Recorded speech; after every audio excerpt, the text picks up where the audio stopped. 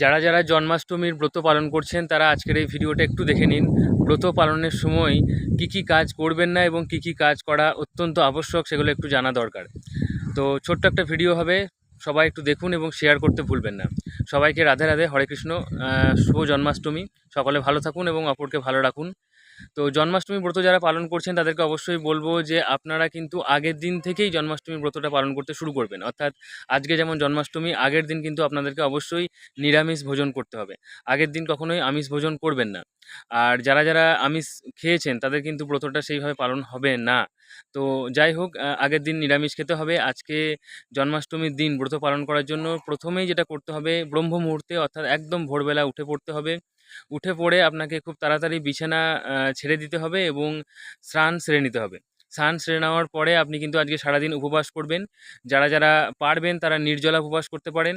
আর যারা পারবেন না, অসুস্থ, দুর্বল বা যাই হোক কোনো কারণে পারছেন না, তারা কিন্তু জল খেতে পারেন।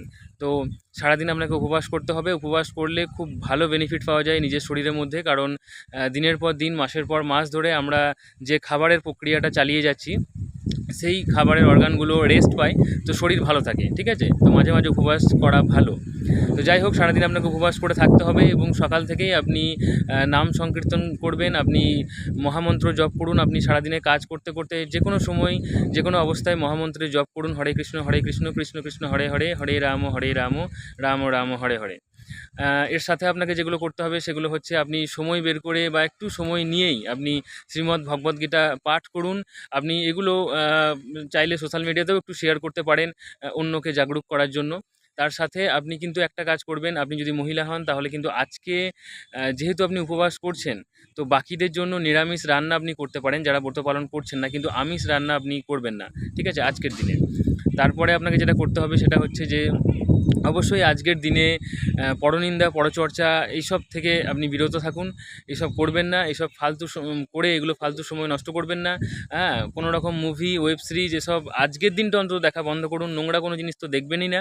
হ্যাঁ, আপনি কাজ করতে পারেন আপনার মতো করে, আপনি নাম সংকীর্তন করতে পারেন, আপনি কৃষ্ণ সম্বন্ধে জানতে পারেন সোশ্যাল মিডিয়ার মাধ্যমে, বই পড়ে, শ্রীমদ্ ভগবদ্গীতা পাঠ করে, ঠিক আছে? এই সবগুলো আপনি করতে পারেন।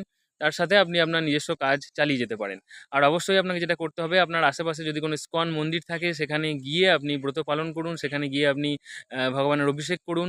তারপরে মধ্যরাতে যখন ভগবানের পূজা শেষ হয়ে যাবে তখন কিন্তু আপনি আ প্রসাদ গ্রহণ করতে পারেন বাড়ি এসে কিংবা ইস্কন মন্দিরের মধ্যেই, ঠিক আছে?